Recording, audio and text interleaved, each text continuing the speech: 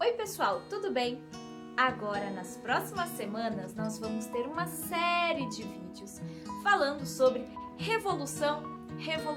Vamos começar primeiro falando sobre a Revolução Francesa. Aqui no canal nós já temos várias sequências de vídeo.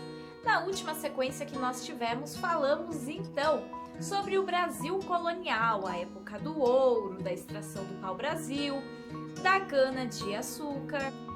E também falamos sobre todas as consequências que essas produções, então, traziam na vida das pessoas e também na sociedade colonial, o que foi mudando, então, no Brasil, conforme a produção também foi mudando.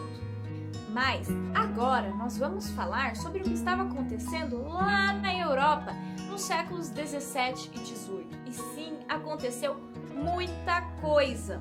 Ou seja, nós vamos estar falando sobre a Europa e sobre o mesmo período que nós estávamos falando aqui sobre o Brasil colonial.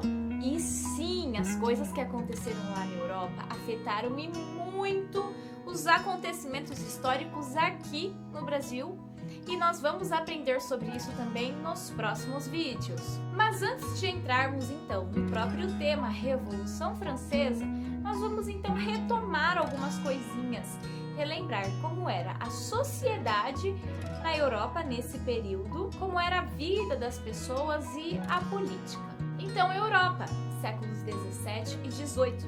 Haviam ali então os países, as nações ali que eram governados por um monarca. Então, nós éramos uma monarquia, governados então por um rei. E esses reis lá da Europa, eles adotavam, então utilizavam de um tipo de governo, uma política, que a gente chama hoje de regime absolutista. Ou seja, o rei, ele tem o poder absoluto, ele que manda em tudo ali. E se alguém fosse contra o que o rei estava falando, poderia ser acusado de lesa majestade e sofreria as graves consequências disso. E os reis, eles eram vistos ali pela população como um representante divino, então quase que um representante de Deus aqui na Terra.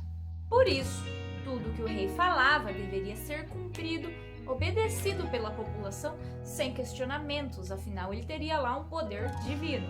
Na França, nesse período, nós temos um exemplo clássico disso, que é o rei Luís XIV, também chamado de Rei Sol. Ah, vocês estão falando que o Sol é o centro do universo? Eu acho que vocês estão errados, porque o centro do universo sou eu, Luís XIV. Pouco antes desse período da história, então, nós tivemos aí algumas descobertas científicas que foram muito importantes. No período que a gente chama de Renascimento, tivemos o Renascimento cultural e o Renascimento científico, onde a ciência então foi se aprimorando.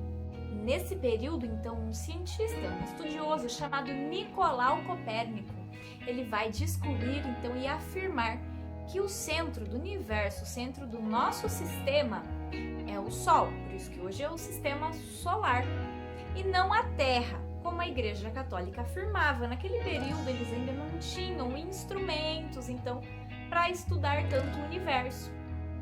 E a Igreja afirmava que o centro do nosso universo era a Terra, porque o homem seria então mais importante do universo, então ele tinha que estar no centro de tudo. Mas a ciência vai descobrir que na verdade não. O que está ali no centro do universo é o Sol e não a Terra. Essa teoria de que o Sol é o centro ali do nosso sistema é o que a gente chama de heliocentrismo. Essa teoria, ela também então vai ser defendida por uma pessoa muito importante nesse período, que é Galileu Galilei.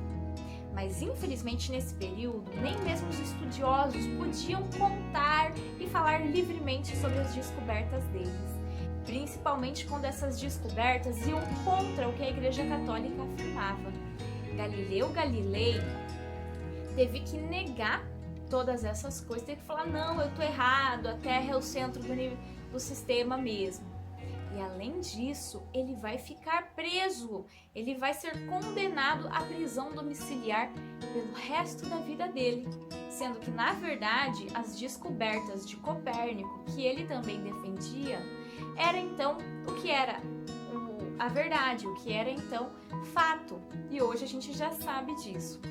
Nesse período, então, nós temos a monarquia absolutista, que tinha lá a sua autoridade e os seus privilégios. E nesse período, nós também tínhamos uma outra instituição que era muito importante, que é a Igreja Católica. E o Papa também era visto ali como uma super autoridade, e que também deveria ser obedecido e não deveria ser questionado de modo algum, assim como o rei. E se você questionasse o Papa, você poderia ser condenado, poderia ser preso, poderia ser perseguido e talvez até morto. Ou seja, as pessoas que viviam ali nesse período, elas não tinham direito à liberdade de expressão. Elas pensavam coisas diferentes, queriam fazer coisas diferentes para mudar a realidade que elas viviam. Mas elas não podiam falar sobre essas ideias. Elas tinham que guardar essas ideias para si, senão elas poderiam sofrer duras consequências. Nós vimos então que o rei ali ele tinha alguns privilégios nessa sociedade. Mas antes fosse só o rei que tivesse alguns privilégios. Nesse período, o sistema político e social que eles adotavam, que eles utilizavam, era o que a gente chama hoje de antigo regime. Era então através desse sistema que eles ali organizavam como a sociedade deveria funcionar, regravam então como deveria ser as coisas naquele período. Na sociedade do antigo regime, então, o rei estava ali no topo da pirâmide. Ele tinha sim algumas pessoas que ajudavam ele a governar, mas ele era a autoridade máxima que deveria ser seguida. E se ele quisesse interferir em qualquer área ali, ele poderia, desde, sei lá, a política, a economia, até a infraestrutura, construções, construção de estradas e etc. Ele poderia, então, colocar ali o dedinho dele em qualquer área da política do governo. Abaixo, nós tínhamos, então, o clero, ou seja, ali as pessoas que faziam parte da igreja. Padre, papa, bispo, eles eram um dos poucos grupos que tinham acesso à educação e à educação de qualidade nesse período. Eles também não precisavam pagar impostos e, além disso, eles tinham ali para eles, a igreja tinha uma grande quantidade de terras, possuía muitas terras que poderiam estar sendo usadas para plantar, para produzir alimento para a população, mas não, como pertenciam à igreja, estavam lá sem uso. Abaixo, então, nós temos os nobres, os antigos senhores feudais ali, pessoas que eram consideradas nobres por pertencerem a essas famílias, então. Eles tinham ainda uma condição social e financeira um pouco melhor também, bem melhor, mas não precisavam, não eram obrigados a pagar impostos. E ali, no último degrau ali da pirâmide, que é o mais baixo, ou seja, é ali os que são considerados inferiores, vamos falar assim, mas também era uma boa parte da população. Nós temos os burgueses, que são os comerciantes, e os camponeses. Os burgueses, eles eram comerciantes, eles já tinham conseguido então um pouco mais de dinheiro, tinham uma condição de vida um pouquinho melhor que a dos camponeses, mas estavam classificados ali na mesma fase. Os camponeses eram os que faziam os trabalhos mais pesados, eles que plantavam, que colhiam, e era o trabalho deles que sustentava todo ali o restante daquela sociedade. Mas apesar de toda a importância dessa camada, ela não era valorizada e, além de tudo, eram eles que tinham que pagar os impostos, eram eles que tinham então que sustentar ali a parte financeira do governo, por mais que não tivessem então muito dinheiro, às vezes nem para sobreviver. Essas sociedades então que nós dividimos aí em grupos, na pirâmide, são as chamadas sociedades estamentais, que é dividida ali em degraus, em estamentos. E raramente uma pessoa poderia subir de um nível social para o outro. Ou seja, um camponês não poderia se tornar um nobre. Com o tempo, então, algumas pessoas, alguns grupos passaram a questionar essas ideias, passaram a questionar essa organização da sociedade, passaram a questionar o antigo regime. Essas pessoas vão se unir então, vão formar grupos, vão começar a conversar e vão defender uma ideia. Esses grupos, essas pessoas então, são o que a gente chama hoje de iluministas. Eles acreditavam no conhecimento, acreditavam que a busca por conhecimento, que se as pessoas procurassem entender como a sociedade deveria ser, como era a sociedade da época, o que deveria mudar, por que ela era daquele jeito. Eles acreditavam então que se as pessoas buscassem o conhecimento, elas teriam uma vida melhor. Que o conhecimento então faria com que a humanidade, o ser humano, vivesse de uma forma melhor.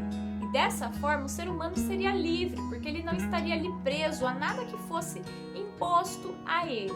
Eles defendiam a liberdade de expressão, ou seja, as pessoas poderiam falar livremente aquilo que elas pensavam, coisa que naquela época a gente já viu que não existia. E defendiam também a liberdade religiosa. A pessoa poderia acreditar e seguir a religião que ela quisesse, o que a gente sabe que nessa época também não acontecia. Porque nesse período, o rei, o governo e a igreja estavam sempre juntos. Como, por exemplo, se você morasse em Portugal nesse período, a religião oficial em Portugal era o cristianismo, era o catolicismo. Você teria que ser católico, senão você poderia ser perseguido por isso. Eles eram também contrários ao sistema econômico adotado nesse período, que é o mercantilismo, que só gerava mais lucro e mais renda para quem já tinha dinheiro, e os pobres iam continuar ali sempre vivendo da mesma forma. Se você quer entender um pouquinho melhor sobre o mercantilismo, eu vou deixar então aqui nos cards um vídeo que eu já falei sobre esse sistema econômico. Com esse monte de ideias, de coisas surgindo, em contraponto ali com a forma em que as pessoas viviam na Europa nesse período, como que era a condição social das pessoas, vão começar então nesse período a borbulhar várias ideias, várias críticas. E é nesse caminho então que vão ter início as revoluções. Ah, mas o que é uma revolução? O que é isso? Revolução, de acordo com o dicionário, é uma transformação, uma mudança. Mas é uma mudança que acontece de forma muito rápida, de uma vez só, e que vai alterar então drasticamente a sociedade, a organização social, a economia ou a política de algum lugar. E essa mudança, esse processo, ele não demora muitos anos para acontecer, não. Acontece de forma rápida. E são essas mudanças, esses acontecimentos que nós vamos ver, não só com a Revolução Francesa, mas com várias outras revoluções ou tentativas de mudanças que aconteceram nesse período da história. No vídeo de hoje, então, nós aprendemos sobre revolução, sobre antigo regime, sobre absolutismo e um pouquinho sobre o iluminismo. Se você ficou com alguma dúvida, deixe a sua dúvida aqui nos comentários que eu posso responder ela no próximo vídeo. Se você gostou desse vídeo, achou que ele te ajudou muito, não se esqueça de clicar em gostei, de compartilhar com seus amigos e se inscreve no canal porque o vídeo da semana que vem vai ser uma continuação desse. Fiquem com Deus e até a próxima. Tchau, tchau!